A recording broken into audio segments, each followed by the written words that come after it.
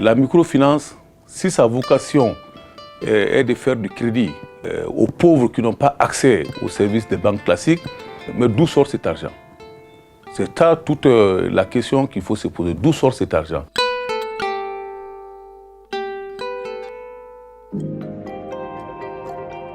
Niasse Guisso est opérationnel dans une bonne partie du territoire de la République du Mali. Et notre travail consiste à la mobilisation de l'épargne locale et la reconversion de celle-ci sous forme de crédit. Donc, par rapport au métier, donc, nous avons deux pans essentiels. La mobilisation de l'épargne locale, bien sûr, en priorité, et l'octroi de crédit. Soro Iruaso, en langue bambara, ça veut dire la maison où on fructifie les revenus. Est né le 9 septembre 2000 à Bamako. L'institution a pris son envol.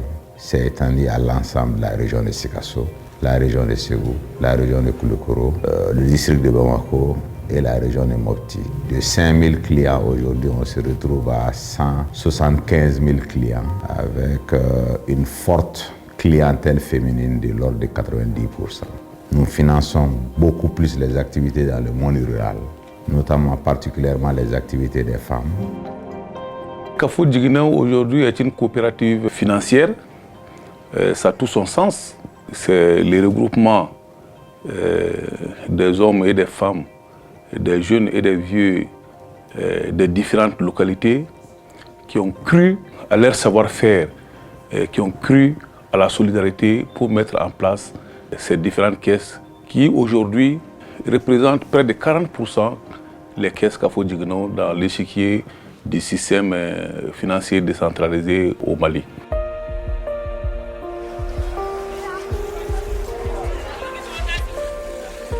Au début, comme toute institution de microfinance généralement dans nos pays, nous avons mis moins l'accent sur la collecte de l'épargne. Il y avait la facilité d'obtenir des prêts au niveau des institutions bancaires, au niveau de certains partenaires. Les choses se dégradant au fur et à mesure au niveau de certaines institutions de la place. L'obtention de ces prêts et de ces facilités financières est devenue de plus en plus difficile. Premier constat.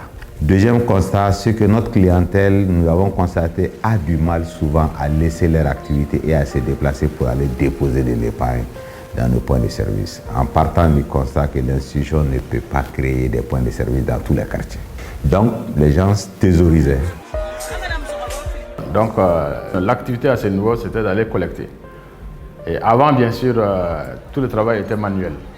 Depuis plus de 3 ans, Niasse Guisso et le projet Agrofinance GZ a noué un partenariat que je peux qualifier de partenariat dynamique fécond, puisque ce partenariat s'est concrétisé sur le terrain par la mise à disposition de Niasse Guisso d'équipements performants de travail, notamment de 20 motos pour les agents qui font la collecte de l'épargne, 20 imprimantes portatives, 20 tablettes, bien sûr équipées de puces, permettant réellement, en tout cas, de renseigner les opérations que nous faisons sur le terrain.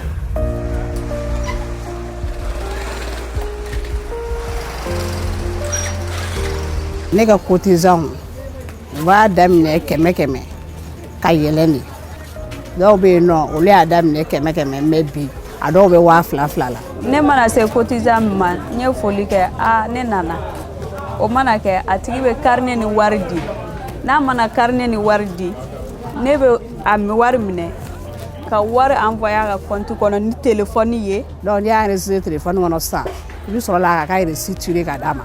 Donc n'i y'a ka reçu tiré ka d'a ma i bɛ sɔrɔ la sisan k'a sɛbɛn carnet kɔnɔ. Souvent dɔw bɛ yen nɔ i bɛ sɔrɔ u bɛ se ka tile 2 tile 3 sara en avance. I bɛ sɔrɔ dɔw bɛ yen olu bɛ retard la.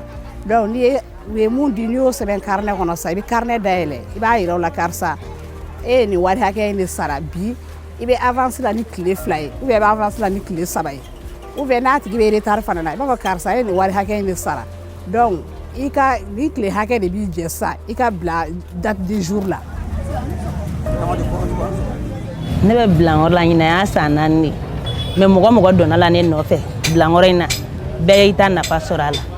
Mɔgɔ baden de bɛ yan nɔ min b'a la ne yɛrɛ sababu la parce que ne n'olu de donna ɲɔgɔn na yan nɔ bilankɔrɔ la u bɛɛ donna la ne de sababu la yan nɔ yan yɔrɔ la. Bilankɔrɔ ye changement ba de don ne ka ko la parce que mun na ni problème fene bɛ n da la a gɛlɛman fara a nɔgɔman kan tant que bilankɔrɔ bɛ n bolo n bɛ taa ta. Ka taa wari mara so risque b'a la ka yala ni wari a ma nɔgɔn quoi mais n'i y'a yɔrɔ sɔrɔ i bɛ t'i ka wari lamara waati min na waati min bɛ ja i bɛ t'o ta o bɛɛ y'a avantage de quoi o ye jigisigiyɔrɔ yɛrɛ fana ye quoi. Ne kɔni bɛ bilankɔrɔ la kɔni nafa bonyana ne bolo wa a ka di ne ye halisa mɔgɔ ka don a la ka fara kan min tɛ kelen ye kan parce que ni mɔgɔ min yɛrɛ dɔnna i yɛrɛ bɛna nafa ye don min bi tɛ kelen ye n'o tɛ a nafa tɛ fɔ ka ban ne kɔni ye nafaba de sɔrɔ a la n tɛ se ka min bɛɛ fɔ k'a ban parce que a ye n sutura la quoi.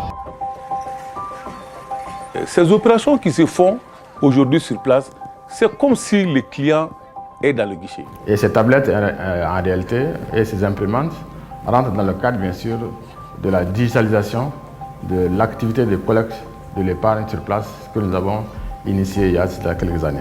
On s'est dit, si ça marche, ça peut faciliter la collecte ambulante de l'épargne, créer la culture d'épargne chez les clients et permet à l'institution aussi d'avoir des ressources financières suffisantes pour pouvoir mener ses activités.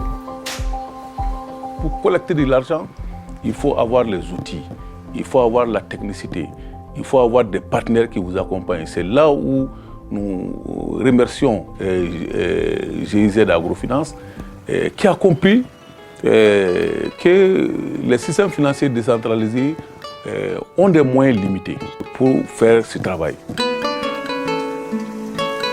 Moi, je qualifierais ce partenariat de positif. Dans quel sens? Quand le partenaire fait l'effort d'écouter son copartenaire, c'est extrêmement important. Ça permet aux deux parties de monter des programmes positifs et correspondant aux besoins des communautés. C'est ce qui se passe dans ce partenariat avec GIZ, qui passe d'abord par des renforcements des capacités, qui passe par l'appui de l'institution à pouvoir générer des ressources et à faire face aux besoins de la clientèle. Je donne comme exemple toutes ces formations sur l'agriculture, tous ces nouveaux produits développés avec Soro Iroasso et les autres partenaires dans le domaine de l'agriculture et dans le financement du monde rural, avec ce tapis qui nous a été concret, notamment sur Blancoro, avec tout cet accompagnement en engin roulant, en ordinateur, en d'autres catégories de matériel pour nous permettre de booster la collecte de l'épargne. Pour dire que ce partenariat travaille sur du concret et avec des résultats au bout du compte.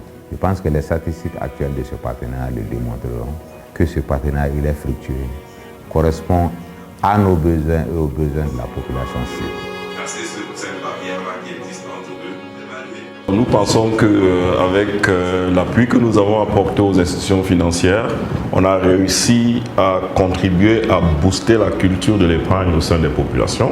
Et en plus de cela, on a contribué à apporter un début de solution à un des problèmes majeurs des institutions financières actuellement, qui est d'avoir des ressources que ces institutions peuvent utiliser pour faire des crédits. Cet aspect de rapprocher les services financiers des clients est très important pour nous et nous sommes fiers qu'avec les 3 institutions partenaires, nous avons pu atteindre ce résultat-là.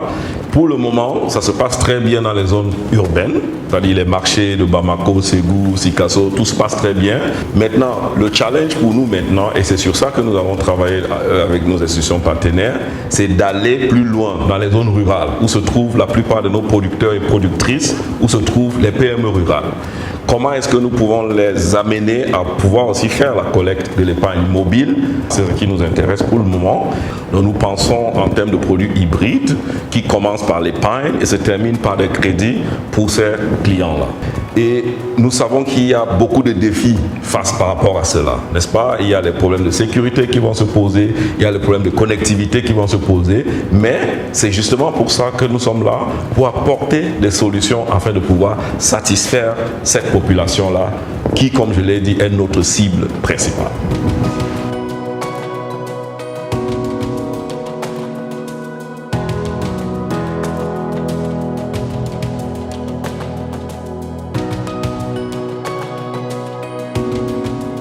Agrofinance is financed by the Federal Ministry for Economic Cooperation and Development and implemented by GIZ.